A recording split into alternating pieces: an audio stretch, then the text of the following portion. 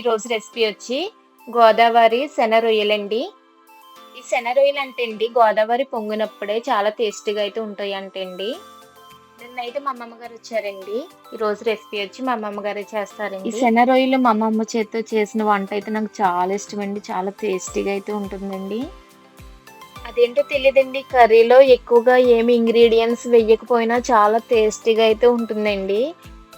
నేను భోజనం చేసినప్పుడండి మొత్తం అంతా లాగించేసాను. ఒక్క శన రొయ్య కూడా నేను ఉంచకుండా మొత్తం అంతా కంప్లీట్ చేసేసాను. అంత టేస్టీగా అయితే ఉంది. నేను తినడమే కాదు ఫ్రెండ్స్, మీకు కూడా నేర్పిస్తుంది కర్రీ అనేది ఎలా ప్రిపేర్ చేసుకోవాలో. చూసి నేర్చుకోండి ఫ్రెండ్స్. హాయ్ అండి, నమస్తే అండి. ఈరోజు వంట అండి గోదావరి పచ్చి రొయ్యలండి. వీటికి తలకాయ తీయకుండానండి వీసులు గట్ట తెంపేసిండి గుల్లోలకుండగా అవి వంట చేసుకోవాలండి. వీటిని ఎలా శుభ్రం చేస్తున్నానో చూడండి. నేను చేసే విధానంగా చేసుకోండి. ఇవి గోదావరి రొయ్యలండి. ఇవి నేను ఎలా చేస్తున్నానో అలా చేసుకునండి. ఇవి వండుకుంటే చాలా బాగుంటాయండి, చాలా టేస్టీగా ఉంటాయండి. అసలు చుట్టి వదలరండి. గోదావరి రొయ్యలు అనే కూర చాలా రుచిగా ఉంటుందండి, చాలా బాగుంటుంది. గోదావరి రొయ్యలు కదండి, తలలోని పొట్టలో కూడా చాలా ఉంటుందండి. ఇవి ఇలా చేసుకుని నేను చేసినట్టుగా మీరు చేసుకుని వంట చేసుకుంటే అండి చాలా రుచిగా ఉంటాయండి. తినడానికి కూడా చాలా బాగుంటాయండి.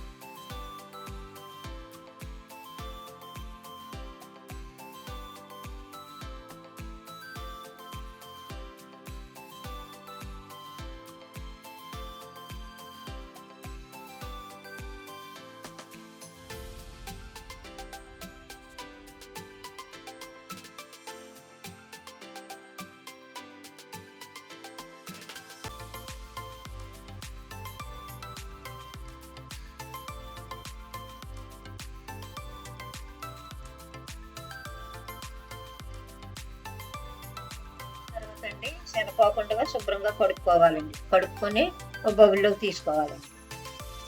ఇలా కడుక్కున్న తర్వాత అండి కొంచెం ఉప్పు, కారం, దానికి సరిపాటుగా కారము, ఉప్పు, పసుపు వేసుకునండి ఒక పక్కన పెట్టేసుకున్న తర్వాత బౌల్ పొయ్యి మీద పెట్టుకునండి. పెట్టండి దానికి సరిపాటుగా నూనె వేసుకోవాలండి. నూనె వేసుకున్న తర్వాత అండి ఒక కప్పు ఉల్లిపాయలు వేసుకునండి దోరగా వేగించుకోవాలండి. నేను వంట చేసిన మాదిరిగా మీరు చేసుకుంటేనండి చాలా రుచికరంగా ఉంటుంది, చాలా రుచిగా ఉంటాయండి. తింటే వదలరండి, జాగ్రత్తగా వండుకుంటేనండి.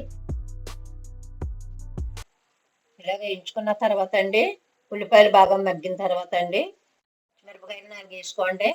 నాలుగు వేసుకున్న తర్వాత అవి కూడా బాగా మగ్గించుకోండి. 2 నిమిషాలు మూత పెట్టుకుని ఉంచుకోండి.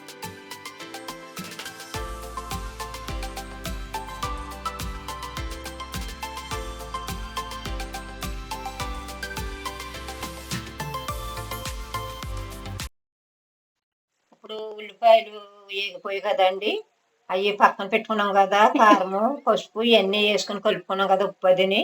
ఇప్పుడు ఆ రొయ్యలు అందులో వేస్తున్నాను చూడండి.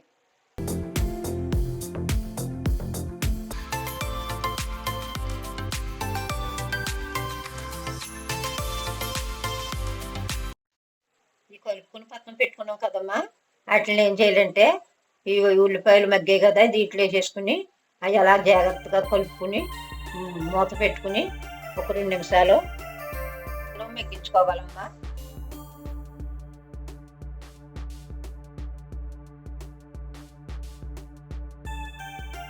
కదమ్మా, ఇందాక మనం పచ్చి వేసిన గిన్నెలోని అందులో కొంత వాటర్ వేసుకుని మళ్ళీ మగ్గిన రొయ్యల్లోని ఆ నీరు వాటర్ వేసుకోవాలి.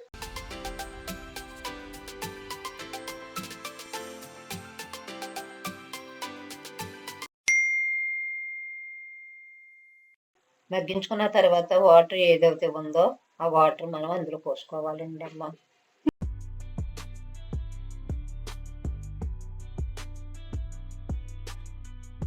తర్వాత ఉప్పు సరిపోయిందో లేదో చూసుకోండి అమ్మ. చూసుకున్న తర్వాత నాకంటే సరిపోలేదు. నేను కొద్దిగా వేసుకుంటున్నాను తగు మాత్రంగా ఉప్పు. ముందుగానే 2 టమాటాలు కోసుకొని పక్కన పెట్టుకున్నాను. ఇప్పుడు ఆ టమాటాలు ఇప్పుడు నేను ఈ పచ్చి రొయ్యల కూరలో వేస్తున్నాను. టమాటాలు వేసుకున్న తర్వాత అమ్మ లైట్‌గా కలిపి నూనె పైకొచ్చే వరకు మగ్గించుకుని మూత పెట్టుకుని మగ్గించుకోవాలమ్మా. 15 నిమిషాల వరకు మగ్గించుకోండమ్మా. ఈ కూరలోకమ్మా మసాలా ముద్ద రెడీ చేసుకుందామమ్మా.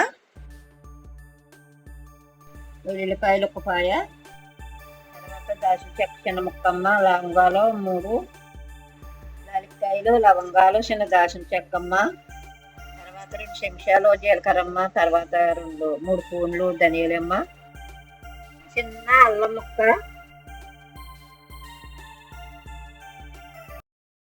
ఇవన్నీ కలుపుకుని మసాలా ముద్ద రెడీ చేసుకుందామమ్మా. బాగా పేస్ట్ లాగా చేసుకోవాలమ్మా. పేస్ట్ లాగా చేసుకుంటేనే దాని టేస్ట్ దిద్దుతుంది. సమస్యగా కుమ్ముకుంటే బాగోదమ్మా కూర అనేది. ఈ విధానంగా మెత్తగా చేసుకుని అమ్మా పేస్ట్ లాగా చేసుకుని కూరలో వేసుకుంటే చాలా రుచికరంగా ఉంటుందమ్మా.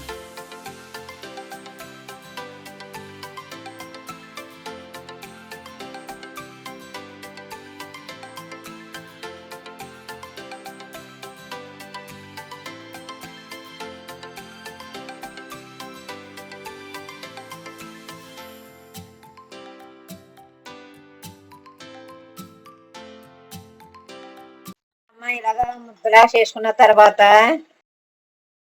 మసాలా ముద్ద పక్కన పెట్టుకోవాలమ్మా. పక్కన పెట్టుకున్న తర్వాత అమ్మ ఒకసారి మూత తీసుకుని కూర ఎలా ఉందో చూద్దాం. ఇంకా ఎగరాలమ్మా దగ్గరగాని 5 నిమిషాలు ఎగిరించుకున్న తర్వాత అమ్మా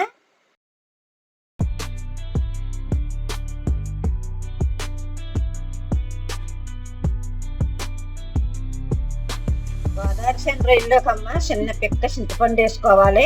వేసుకుంటే చాలా పుల్ల తీయకుండా వేస్తున్నాం కదమ్మా చింతపండు, దాని మీద రుచిగా ఉంటుంది పీతల పులుసు లాగమ్మా.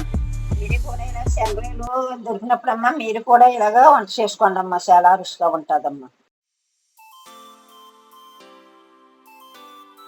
ఇప్పుడు ఎగిరింది అట్లని చింతపండు పులుసు వేసుకుందామమ్మా.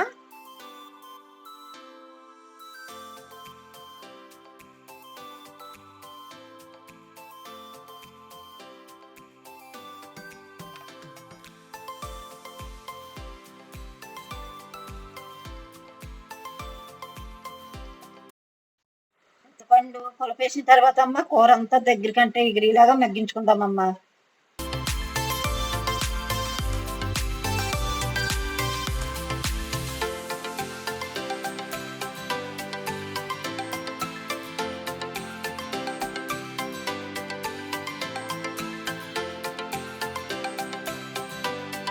కూర తర్వాత మసాలా ముద్ద ఏదైతే మనం పక్కన పెట్టుకున్నామో మసాలా ముద్దమ్మ రొయ్యల కూరలో వేసుకుని కొంచెం వాటర్ వేసుకుని శుభ్రంగా మగ్గించుకోవాలమ్మా. శన రొయ్యలు అన్నాయి అత్తమాలు దొరకవమ్మా, కొత్త నీటి కాలమే వస్తాయి శన రొయ్యలు. మా మనవరాలు శన రొయ్యలు కావాలన్నా కానీ పళ్ళంగా కొని చక్కగానే మా మనవరాలు కొంటూ చేస్తున్నానమ్మా. మసాలా వేసుకున్నాం కదా 15 నిమిషాలు పైపచ్చి వరకు పెట్టుకుని మగ్గించుకుంటామమ్మా.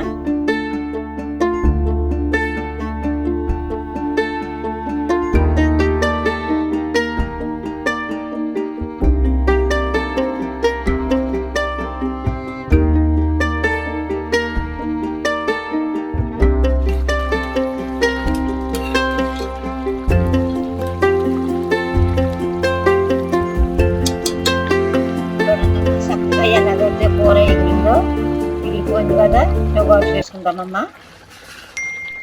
పోయింది కదా ఇప్పుడు స్టవ్ ఆఫ్ చేసేస్తున్నానమ్మా. ఇప్పుడు మా మనవరాలకు భోజనం వడ్డిచ్చేస్తానమ్మా. ఇది కూడా నేను చెప్పుకునే విధానంగా వండుకొని చక్కగా భోజనం చేయండి అమ్మా.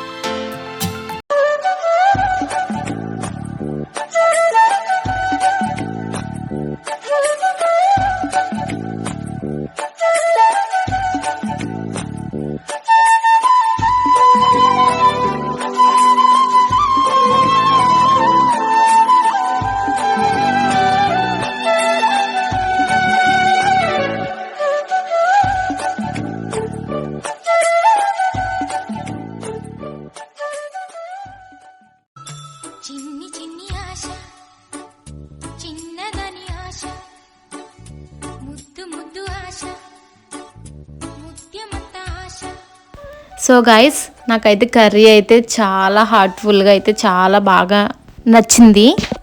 మీరు కూడా మిస్ చేసుకోకుండా మా అమ్మమ్మగారు అయితే ఎలా చేశారో అతి తక్కువ ఇంగ్రీడియంట్స్తో మీరు కూడా అలా ప్రిపేర్ చేసుకోండి. చాలా రుచిగా అయితే ఉంది. నాకు ఆల్మోస్ట్ పీతల కర్రీ ఎలా ఉంటుంది సేమ్ అట్లానే ఉంది. చాలా బాగుంది.